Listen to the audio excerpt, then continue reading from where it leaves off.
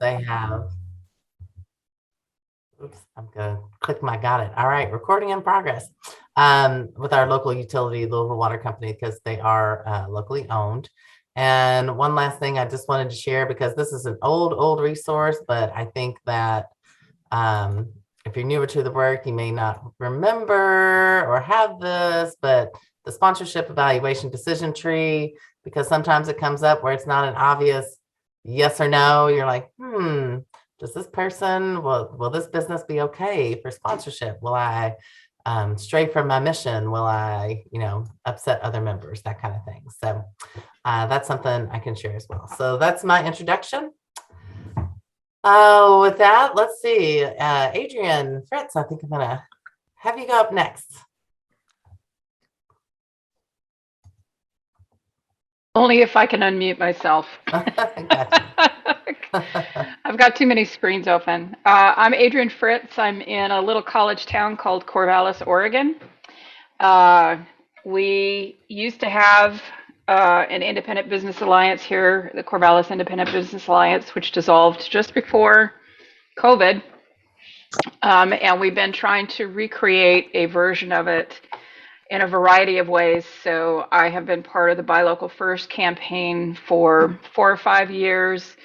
I've become the chair of the Chamber Independent Business Committee, which is floundering right now. Small businesses don't have a lot of time. We're working very hard just to get our feet grounded after this COVID stuff. I mean, it's insane how it's hit every small business here. And I'm sure it's that way across the nation. So we're scrambling to get organized. And what I'm really interested in is probably the partnerships more than anything, where the money actually is, and have a conversation. So I'd like to hear a conversation that would ignite their interest in us little guys and supporting us and getting that the health of the area that they function in is actually their health. And I don't really know how to have that conversation. Even just a couple keywords would help. So if anybody has those, give it to me. And then we just did our first sponsorship thing around a big countywide event that my husband and I do in our company. And sponsorship was not easy. It's a lot of conversations, and again, time is a factor. So how do we leverage what resources where? Like, who's got time to help us? Yeah. We feel you. We feel you. Carolyn, let's hear from you up next. Hi, good morning. Thanks for the invite. I was actually invited through Mariah McKay, who runs Simba here in Spokane. And I'm a new transplant to Spokane, about 18 months. And then, I'm sorry, are we doing background or questions or both? Just a couple things that you maybe wanted to get out of the conversation or offer to the conversation. Certainly. So my background is I started a nonprofit when I was 18, which was 100 years ago out in Seattle. And we functioned on sponsorships, community partnerships, and through major retail and also manufacturers. And so I'm taking that model and flipping it into the Spokane area to help the Simba's Live Local campaign on the marketplace. So my business background kind of makes me a little bit more aggressive when it comes to asking for dollars and cohesively putting in marketing campaigns that are actually included with the sponsorship amount. So presently I'm looking for $20,000 sponsorship, creating a proposal for Simba and Live Local to specifically target different companies that can be category sponsors within the Live Local campaign, but tagging on some additional advertising value propositions for the companies that want a sponsorship. So instead of just say, give me 5 or 10 grand, it's going to be 20 grand, and half of that split between funding Live Local and then also funding the advertising dollars to then help that value proposition support their what they want to achieve through marketing in the community, but then also kind of high tide raises all boats. Awesome. Awesome. Oh, sorry, I'm queuing up the next. So Colin, let's hear from you. I'm Colin Murray. I'm the executive director with Dane Buy Local, and I'm in my retail store today, and I have customers, so I'm going to keep it short. Sorry, how about you, Jen? Jen Risley. Thanks, Jen, for saying my last name. Never know if I'm the only Jen in the room. I'm Jen Risley. I'm the Director of Operations at the American Independent Business Alliance, and I also am Program Manager for the local crowd Monadnock, which is in Keene, New Hampshire. So we are kind of taking a different approach for sponsorships and partnerships, is that we run a crowdfunding platform. So a lot of our time is spent helping other nonprofits and for-profit businesses raise funds. So we don't take a lot of time to fundraise for ourselves, but I'm really taking this opportunity to be a fly on the wall and learning from all of you what your questions are and what ideas you have. So thanks for all being here. Absolutely. Thanks, Jen. Let's see, Catherine. Well, hello, everyone. I'm very excited actually to follow Jen, because Jen, I was living in the Brattleboro area in southern Vermont for a long time and started Food Connects, which is one of those organizations that is on your platform. And I've been wanting to connect with the Monadnock region. So it's so great to actually see a face along with the name. So yeah, anyway, but I'm Catherine. I was in Vermont, but am now in Michigan. And so I've been working with People First Economy, which many of you know from Local First West Michigan. And my colleague Kathleen, who's also on the call here, has been really running with the Local First program. But I'm in this capacity now as the business development manager for the whole organization, and trying to think up creative ideas to keep our businesses engaged and motivated to sponsor our campaigns and engage with us in different ways, ranging from a $50 Instagram takeover idea to a $10,000 sponsorship opportunity. So I feel like we've tried a bunch of things, and have had some success and some challenges, and would really just happy to share some of our experience, but really excited to learn and hear from you all what's worked, especially in the last few years. So yeah, happy to be here. Thanks for organizing. Awesome. Well, thanks, Catherine.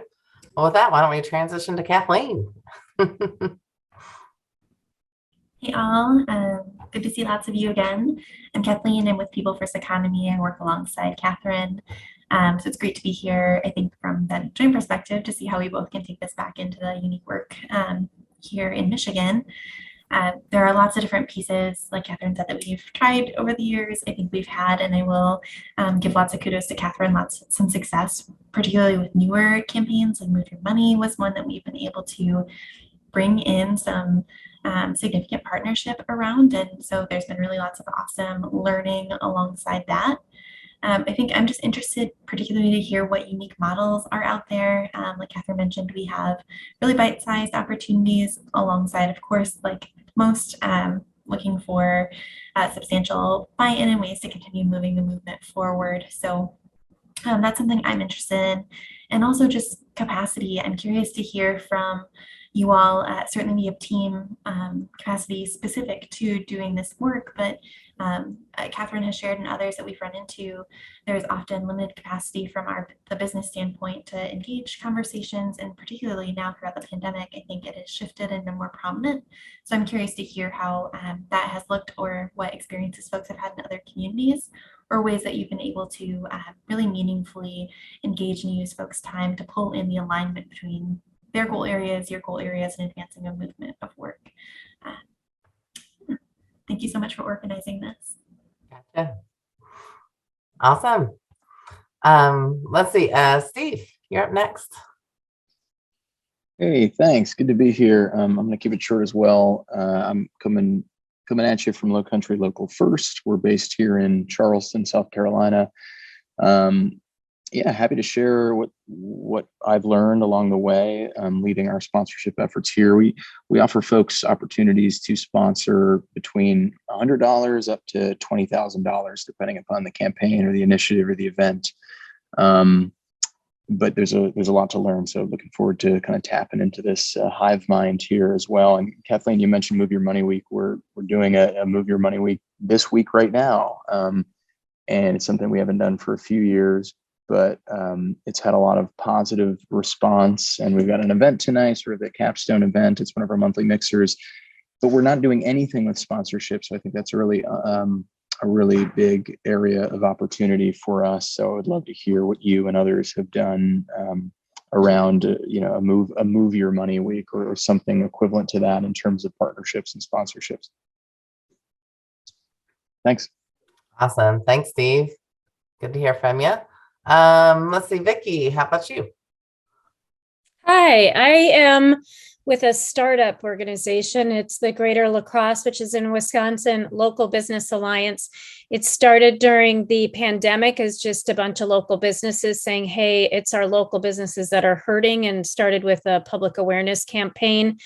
And now we're looking to form it as a much more than just a public awareness campaign. So early stages of that. My background, though, so I've spent 20 years in membership organizations, from builders associations to economic development to most recently Chamber of Commerce. At the Chamber, probably sold about I want to say 40% of our budget was sponsorships, partnerships. And so bring to the table like tiered dues, which was a big way to gain a lot of money pretty quickly. Package sponsorships, because people just don't like getting approached 10 times a year with smaller partnerships. And so we had a lot of success of one big ask per year, and would get, $15,000, $20,000 commitments. Most of that from the businesses that need the small businesses to grow. So it's all the suppliers, and it's banks, it's attorneys, accountants, all of that. So really looking to bring some of those tools into getting some funding for this new organization. Awesome. Yes, absolutely. Love all of those things. Marianne. Hi. Sorry, I'm a little late, and I'm been one of those days I'm eating and while we're talking. No worries. You all have been there. Thank you. Mm-hmm. We have some really great partnerships that are ongoing that renew really easily. What Vicky said, I relate to, just in that I feel like I'm never closing a deal with a bank or a law office. Same kind of concept. They need businesses to grow. I get a little bit farther along the way than the last time I approached them, and I just can't close. So we have a really robust in New Orleans. I'm sorry, Marianne Miller, State Local Program Manager in New Orleans. We have a really robust New Orleans event audience. Anything that's like open to the public, festive, latches onto any concept. And that's so much where the banks put their money. And we've just been trying forever to meet up, to have a meeting of the minds of like what kind of local economy event would work, where they so quite obviously to me would generate bank customers as well as commercial customers, but I can't get there. Gotcha. Always good to hear the challenges too, for sure. Awesome. Let's see. Colin, you're next, but you have already gone. How about Chuck Lind? Are you somewhere where you can unmute or get on camera?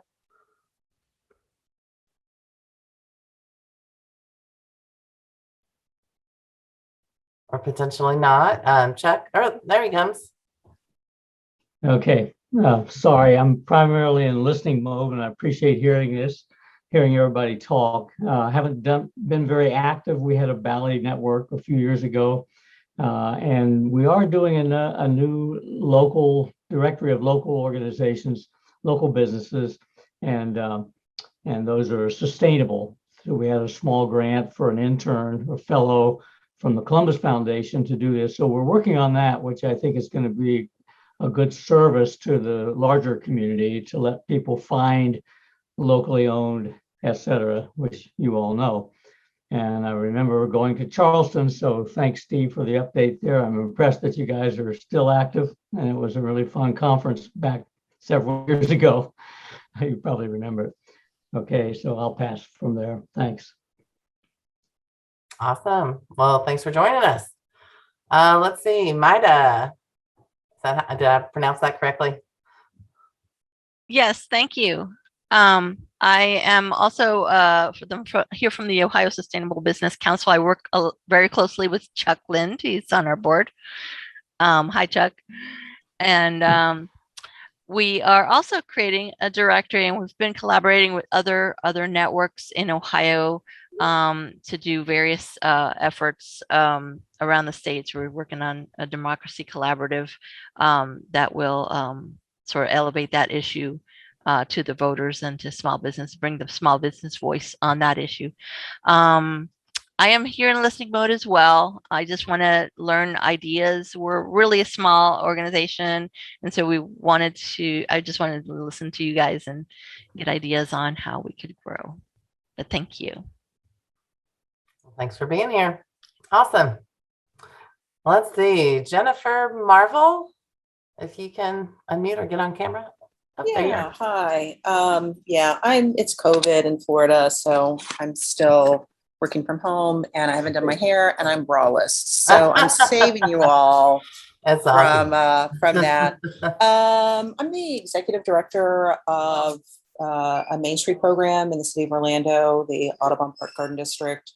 We're one of the smallest programs in the national, under the national umbrella of Main Street programs in terms of footprint and number of businesses and the size of our businesses. Our funding primarily comes from grants from local politicians, our elected officials, and then the city of Orlando. And then after that, our best fundraising opportunities actually come from our residents who like the work that we're doing, because we have a lot of sustainability initiatives in conjunction with our businesses here. We have a lot of vintage shops and used clothing stores. There's a lot of upcycling and locally made stuff. So so I'm here to try and learn more about just actual nuts and bolts of sponsorships, because I've been doing this for close to 10 years now. And honestly, most of our fundraising is very relationship driven, but the community is small, so there's limits to that. Gotcha. Awesome. Well, thank you. And last but certainly not least, Rebecca. I'm Rebecca Melanson, and today I'm going to speak from the perspective of the Austin Independent Business Alliance, which I helped found and run for over 20 years. I now am one of 3 partners in the Local Business Institute, which is a national nonprofit. And I love these Hive ones. They're my favorites because we get to hear from everybody. And I was listening and making notes. If y'all see me writing, I follow up with a blog about today and, some of the takeaways and what was said, and put that up on the Amoeba website. But if I can go ahead and address some of the questions that I heard were really interesting. I had wonderful success at AIBA with sponsorships and partnerships.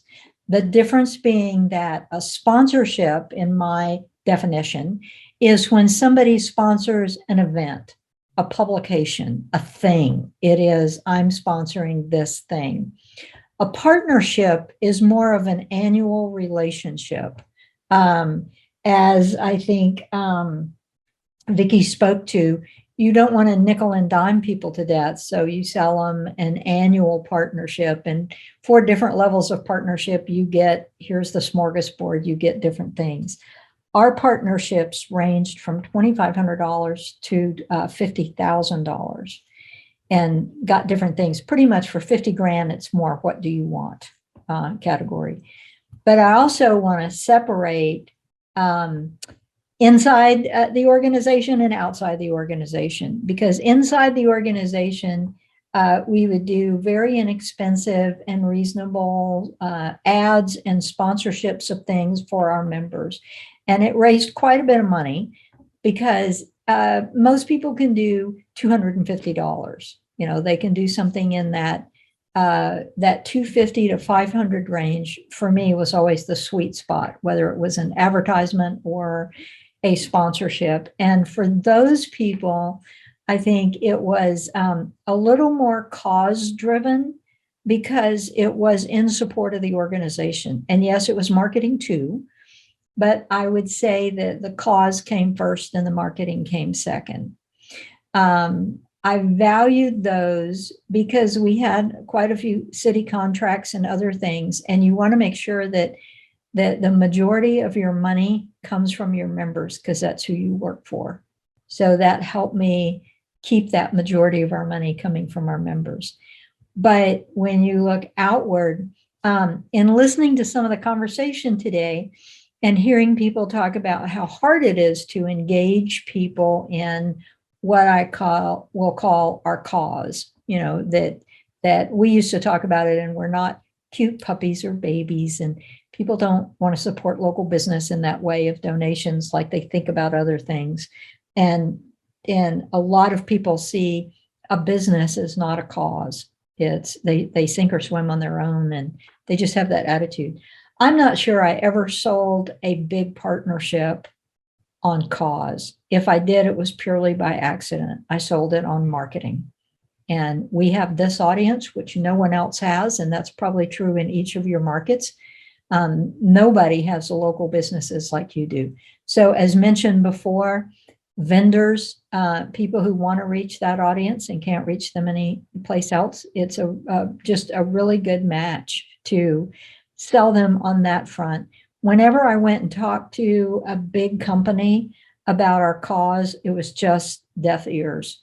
They didn't listen, they didn't really care, or they would say, oh, that's very nice, and pat me on the head and send me on my way. But going in and talking about reach, and the thing that we all have that is another separation to think about it is the business audience versus the consumer audience.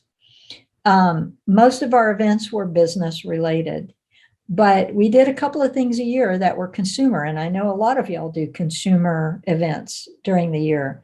So it's a good place to reach businesses like banks who want both sets of customers. They want the businesses as customers, but they also want consumers.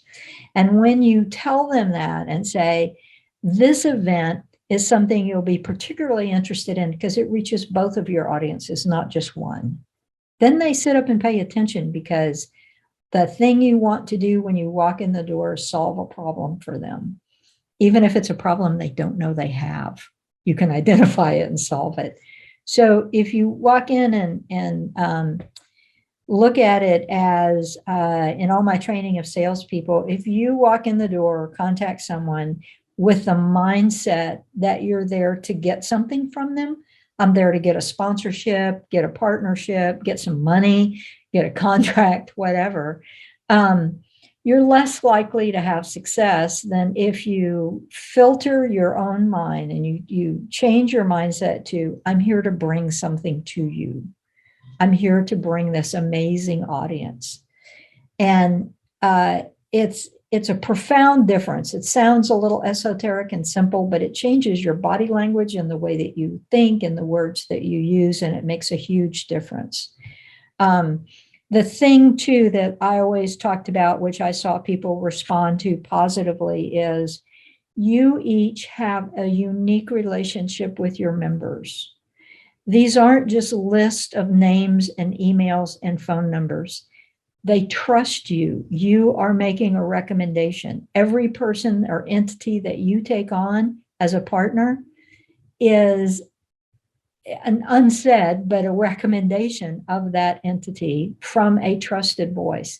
And that's what I used to talk to sponsors about, is I'm selective in my sponsors because my members have learned to trust me in what I bring to them. So those are just a few tips that I've learned over the years. And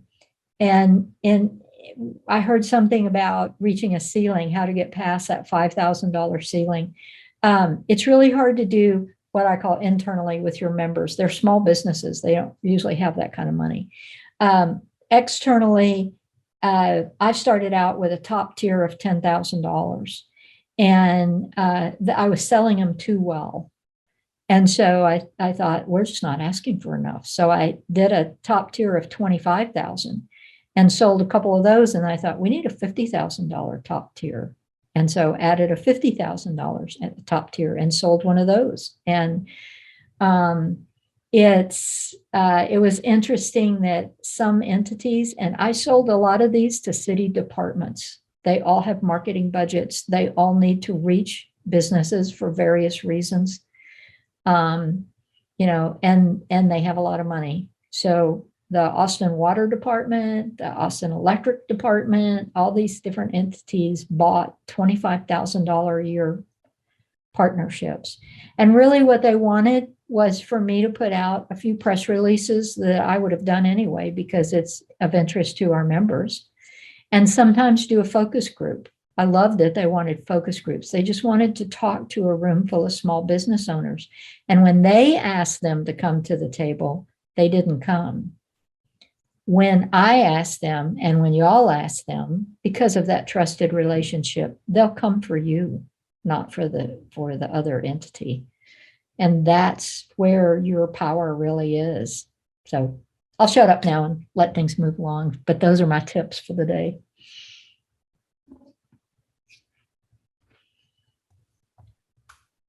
I appreciate that.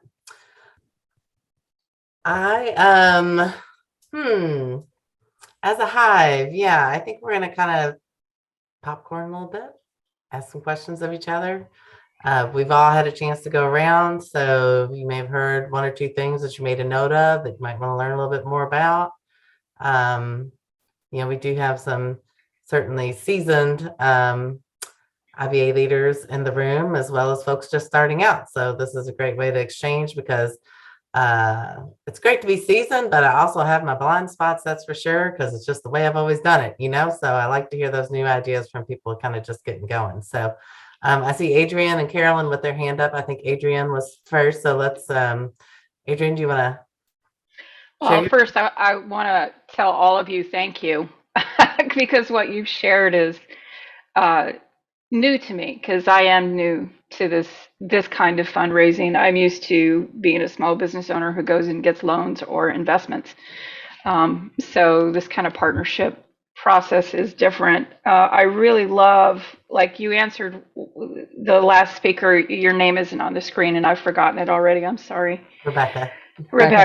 I'm going to write that down. Rebecca, what you said, several things. One, I am the trusted entity. We win awards with what we do, but we don't know what to do with the awards. And I just got from what you said that's we can leverage that in a way that has our community go, yeah, you're one of us and we've recognized you, and now I can create partnerships with those larger entities or expand them, because we have relationships with the county and the city, but it's like in small infusions, like $1,000 a year. Well, that's not enough to run a program year round. So I really appreciate that. And then I also love that what we're selling is not save us. What we're selling is reach. You can reach consumers through us, and you can reach businesses who make a difference in your life, Mr. Whoever, banker, Mr. or Mrs. or Miss. Or Whoever. Yeah, but just those two things, I mean, I can see a whole universe open up. Like, it's just the basis of a powerful conversation. So thank you, Rebecca, and everybody else. I just, holy buckets. I'm the neophyte. I love you guys. Yay. We all learn all the time. It's true. So. Very true. Carolyn, I think. Yes. Thank you so much for having this space and creating this space for this conversation. Yes, Rebecca, that was a great insight. I like how you delineated sponsorships versus partnerships. I know that a lot of times those words get thrown around, but it's important to know what the meaning is. And partnership is long-term, sponsorship is short-term. So I wanted to open this up to the group, if I may.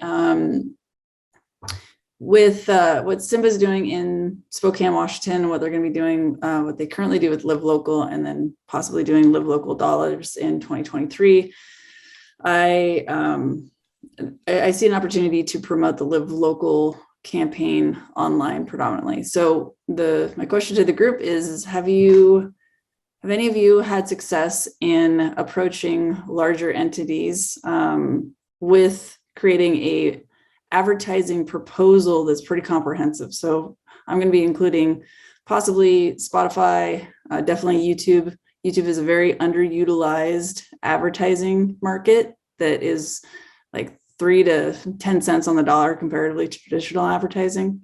That's just a little nugget for any y'all. If you're looking for other advertising spaces, YouTube is amazing. So I would like to open up, if you had successes, if you ever approach with advertising packages included, and what your success has been in this space. Thank you.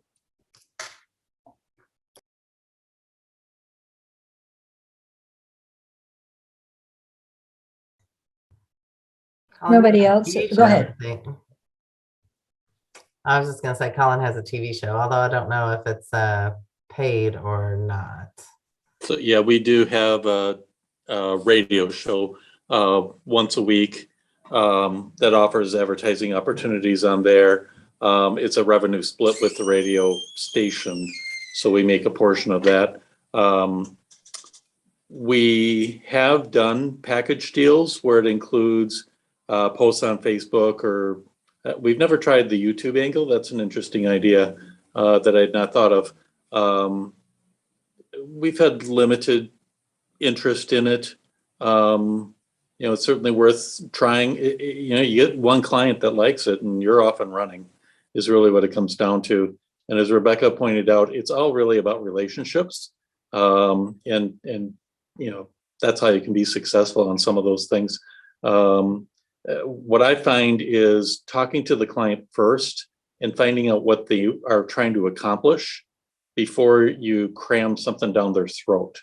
So I can formulate something. If somebody wants to, do a survey of their users for utilities, we can put that together. But if I try to sell them a YouTube video, maybe that's not going to be of interest to them, and they're going to say no. So asking them what they're trying to accomplish, what their goals are, and then putting a package together around that can help.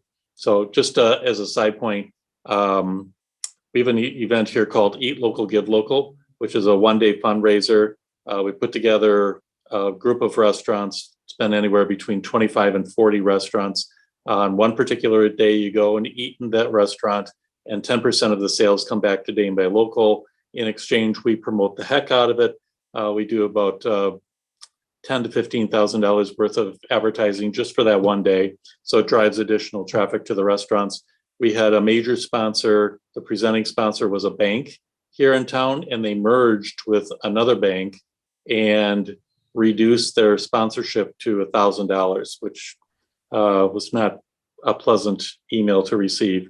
At least they stuck with us to some degree, but I lost my presenting sponsor.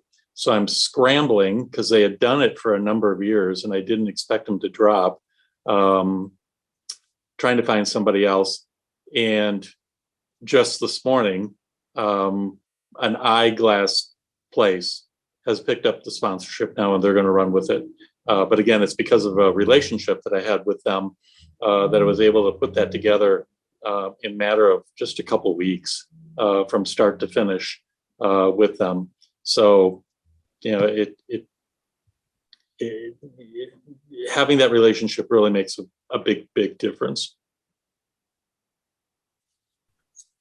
If I can chime in here, one of the packages that we offered originally during the campaign was, again, we went to these B2B businesses and said, for X dollar amount, we will spotlight like 5 of your clients. And so then we would go to the clients and say, hey, your attorney or your bank or whatever is sponsoring some posts of yours. If you have something coming up, let us know. We'll create the posts otherwise. The businesses that sponsored loved it. Of course, it made the businesses that got sponsored feel really good. And then some of them just didn't care. And so we would select the businesses that we would spotlight. And then in those spotlights, we would also tag in the sponsoring business. So both companies got recognized in the social media posts. That's a great idea. I mean, amplifying their efforts. I got a sponsorship that was twice what I was asking for originally from a law firm by going in our initial conversation. Colin, like you said, I went in to talk to them. What are you interested in? And they had about 10 nonprofits that the firm donated to, supported. Some of them were arts groups, some of them were hunger groups, education, different things. And so I went in with a package after hearing that they like to leverage all of their activities. Went in with a package that said, okay, you do this sponsorship, and what we do is amplify your work with all these other organizations. So we promote their events on your behalf. So we let the organizations know that you're getting this benefit because of this sponsor. And then it promotes them and promotes the other organizations. And it drove a lot of membership as well. But it's that whole, is there a way that I can amplify this? Is there a way that I can, merge these two things? So that's a great point to bring up, Vicki. Thanks for mentioning that. It works. Yeah, this is really great because I was approaching this is with my 20 years of sales, advertising, and marketing background, and then a lot of my own nonprofit stuff. And the challenge is not reinventing the wheel every single conversation and trying to have something that to start from and then expand on. But what I really like is that a point that I missed is with Simba, what they do in the community and their partnerships. Like you said, Rebecca, is amplifying and leveraging these businesses, like a large partnership that I'm going to be talking to. How can I make their job easier in what they're already trying to do? Because sometimes just donating to nonprofits is like a feel good or sometimes unnecessary, but there's no connective tissue into what that actually does for the community on a broader scope. So this is very helpful. So thank you. Great. Yeah, that's so true. And I'm gonna, go ahead. Because I was in advertising and marketing and sales like you for about 30 years, that's just how I approach it. I approach it not as a nonprofit, but as a marketing opportunity. And I had categories and lists of benefits that we could offer that were everything from, your logos here, here, and here, and you mentioned this.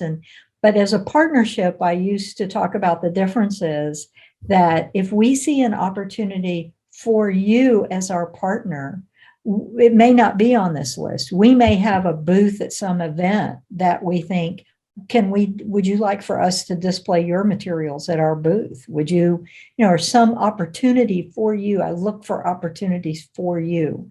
And that was a very powerful part of the discussion as well.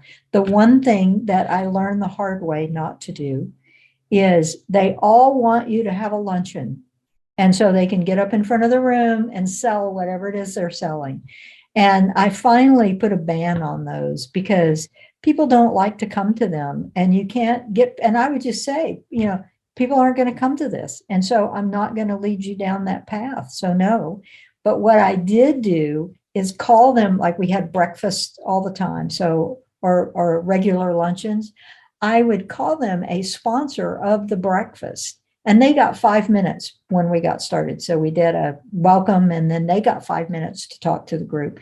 And for most of them, that seemed to totally satisfy them in getting in front of a room.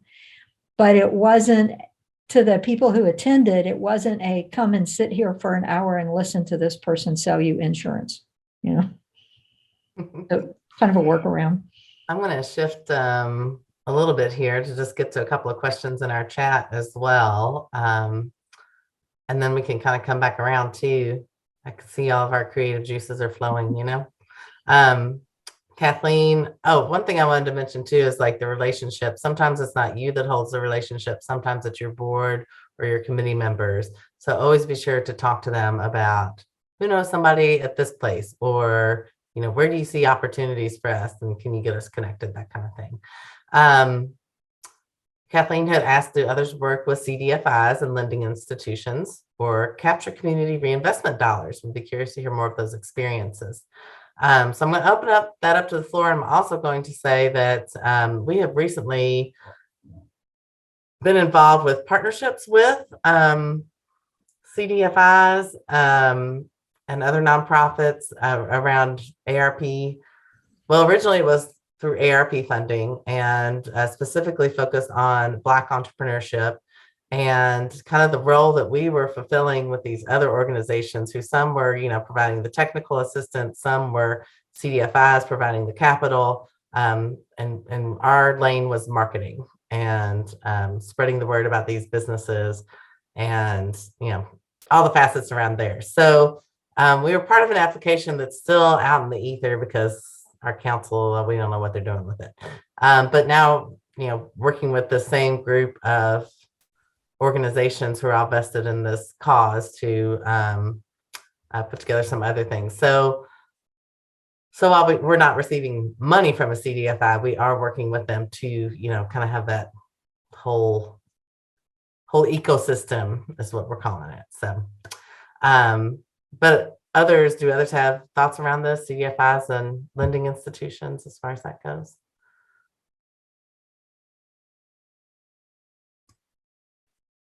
If I can also just maybe add on to that question, I think one of the things that we've been thinking a lot about is how to expand the number of banks we work with and the number of law offices we work with. And our understanding is there are different funds of money, right? Like different pots of money. There's the marketing budget, and then they have these CRA funds. The Community Reinvestment Act has these dollars that you can invest back into the community. And so I've been trying to, as I'm meeting with different folks, trying to figure out who has flexibility in which account and how can we work with them, you know, to make the best use of those dollars for them. But I've been kind of struggling to figure out, it seems that they all use those CRA dollars differently and track it differently and have different requirements. And I'm curious if others have had to navigate those two different departments within these larger institutions and partnerships and how that has played out, and any advice you have on how to access some of those bigger buckets of money. New Orleans, Marianne, did you guys, it seems like I talked to Dana about utilizing those CRA funds. We have not. I'm wondering when that was. It might not, and I might be, this was years ago. This is another thing that I've been meaning to explore and just have not. I'm very curious to see where those dollars are flowing and can I divert some of that flow towards. Yeah. I'll tell you what I have been looking for that relates to that is financial literacy support. So when I do like my grant prospecting, I've been looking to banks who use that terminology, financial literacy. I think they're talking about going into like my kids' school and telling them about banking, but I'm trying to help them understand like there's still a greater need for grown adult humans every day who are mismanaging or need assistance managing their funds. And so to me, that comes right hand in glove with CRA, but I haven't cracked that nut. Gotcha. Most of the CRA funding has to be directed towards underserved and underutilized communities. That's what it's for. So make sure that if you talk to them, don't talk to them about general interest, you know, talk specifically about those audiences. And it's always, at least in my experience, it's always been a completely different person than the person who handles marketing They're two, you can't go in and have a conversation about both. It's two different people, usually two different sets of goals, two different ideas. And they have to keep a portfolio to show the feds that they are indeed investing in reaching their entire audience of their chartered community, not just part of it. And so it needs to be something visible and accountable that they can ring up on the under those check boxes. I guess I'm sort of on the fence as to whether or not it's worth pursuing this more. It seems like a lot of work to be able to track that in terms of sort of jobs created, jobs retained in certain geographic areas. And it seems like it could open up some really interesting opportunities, but it also feels like a lot of work, perhaps when the marketing departments might be a better fit in some ways. So I'm just sort of, this is helpful context for me just to think whether or not it's sort of worth pursuing that further or not. The marketing departments may be easier, but typically you don't have to track jobs created and all that sort of stuff. So it's not the feds in that way. It's that all banks are chartered for a specific territory, whether it's a neighborhood or a state, you know, and because of what's called redlining, meaning you don't make loans and don't seek bank customers out of lower income areas, you have to show that you are reaching out to those areas and that you are providing service to those areas. And an easy way to show that you are doing that is marketing to those areas. So you could easily put together a program, look at some of your members that might be underutilized businesses, and then maybe certain neighborhoods, and put together some kind of package that says we're reaching these businesses or these neighborhoods or both with this messaging. And that's really all it takes. So it's not as onerous as it sounds. Something to think about too is because different departments approach things different ways. And so think about it in terms of recognizing total contribution. And then your marketing department may actually have the conversation with another department because they don't want to be a silver level company sponsor. They want to be a gold. And by putting the $2 together, they can get to more benefits or better recognition or something of that nature. So create an enticement for them to do the work for you. Great point. And if you get discouraged at one bank, go to another one. Don't think they don't all operate the same. They don't have the same goals or processes or anything. So don't let one get you down. And they also hate to see a competitor at a level higher than them. And so we discovered that showing who's already at this level and at this level enticed them to actually give more than they probably would have. Great point. To that point, I'm gonna we've got about 6 minutes left. So Catherine, did you want to finish up? Well, I guess just one thought was, we'll get to a couple other questions in the chat. Connected to that gold and silver piece was just sort of, we've tried to limit the number of opportunities we have at different levels to make it a little bit more exclusive for those higher dollar amounts, but also then feel somewhat challenged to either fill them or also not want to cap it. Then I'm just sort of that balance of wanting exclusive opportunities, but also have the flexibility depending. So more maybe of a comment, but if there's advice around that too, certainly welcome it. One thing you can do for that is, I wouldn't recommend doing this for everything because it puts you in a position of only having very high dollar sponsors. But for a certain program or a limited kind of engagement, you can offer exclusivity. So here's a category and only one person, one entity gets to be that category. And it costs you more. That exclusivity costs you more.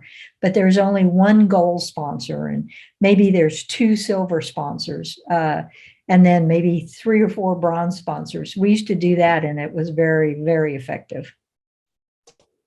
And I love to be able to say, oh, I'm sorry, you wanted the gold sponsor? Oh no, that's gone. That's not available. we could get you in a bronze and then you get first rights of refusal next year. And so, see if anyone doesn't renew next year and you could step up into it. And it's a good. Definitely. The flip I side want to that'll- address go ahead, Colin. The flip side that'll happen once in a while is somebody will approach us and want to be exclusive in their category. So maybe there's 5 opportunities available at a certain bronze level sponsorship, but a bank wants to be the only bank that's involved. And depending upon how it all comes together, there have been times that we've said yes, and we add 15 to 25% to the sponsorship dollars to make them exclusive. So you got to make it worth your while, because now you're shutting out other opportunities out there. And so you don't want to shoot yourself in the foot. For sure. Well, we have about 4 minutes left, and I wanted to just, we had a couple of quick questions in the chat. Adrian had dropped in the chat. Is anyone on this call involved in your local chamber of commerce? How does your IBA get along with them, and what are the tension points or partnerships? That feels like an age-old question. I think we've all had varying relationships with our local chambers of commerce. And Carolyn, yours is not a question, but I think that's also a great point. Being aware of where you are in the fiscal year cycle, most being on a calendar year, but it's also good to know for companies that are not on a calendar year when they're planning their budgets, et cetera. So Adrian, yes, to chime in on that, we have been adversarial with our chamber, and but we do play nicely together now, and don't step on each other's toes, and have the pandemic brought us into a much closer working relationship than we'd ever had before. But they're the big chamber for everybody. It's definitely more focused on the big Fortune 500 companies in town. Not many of my members are also members of that chamber, but I think it's different in every city. I've seen some buy local programs that are programs of the chamber, depending on the city.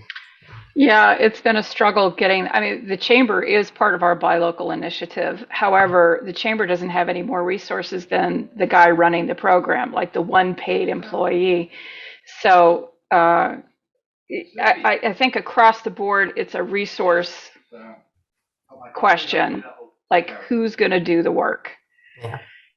And it's just an interesting place to be. And a small college town in Oregon, not a lot of mid-sized businesses. It's like really small business and a handful of really big ones. And then university, gorilla, which doesn't play nice with anybody.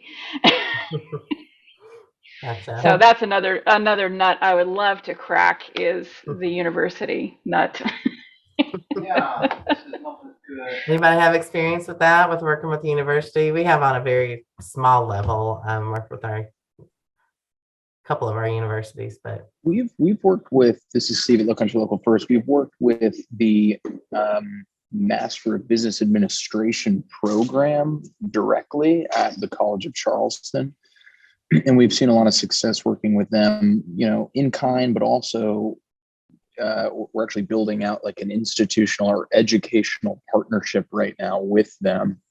So we're really excited about what that might look like. And it's sort of going to be a wraparound partnership that connects in some strategic ways with one of our largest events of the year called the Good Business Summit. So we're working on that now, but they've been a sponsor of that event at a lower level, I think, like a $5,000 level. And again, it's the MBA program at the College of Charleston. So if your university has a business program or school, graduate school, that might be an opportunity to explore. I agree. Or Center for Entrepreneurship or things like that. Also, we did really well with Austin Community College when they decided to change and focus their vendors on local business. And so they really didn't know how to reach local business to apply to be a vendor for the college. And yet they really wanted to court them. So That's an avenue that I would have never thought of. They approached me. I would have never considered that, but it turned out to be a really good relationship and quite lucrative. That's another reach/access topic. I just see so much revolving around that. Like, what are we bringing to the table? Well, we're bringing a lot of dollars to the table. It's just not our dollars quite yet. Exactly. Well, it is 2:01, and I feel like we could talk for hours and hours about this. This could go long into dinner time and beyond. So I feel like we need to wrap this up here, but I do want to encourage folks to connect with each other. If you heard somebody you want to dig a little deeper, I can't tell you how many times Rebecca and I have called each other, or I've called Colin or whatever, like, what do y'all do about this, and can I pick your brain about this and that sort of thing. So that's what we're about here, is building this community between our members. That's who we serve, and that's who we want to support. So obviously we haven't all shared our contact information here, but I've got mine in the chat, and you are more than welcome to contact me, because I can find and I can connect you, as can Rebecca as well. So I'm going to drop in the chat here our next local leader roundtable that is on July 14th. And this one is on events that work, because we all have events. We've all done events that we wish we hadn't done. And we've all done events that it was awesome. So, we can share the good and the bad and the in between. So with that, thank you everybody for attending today. And Rebecca, thank you for taking the notes and for the recording. And anything else you want to say to? Just well, this is my last local leader roundtable as a host, because I've stepped off the Amoeba board.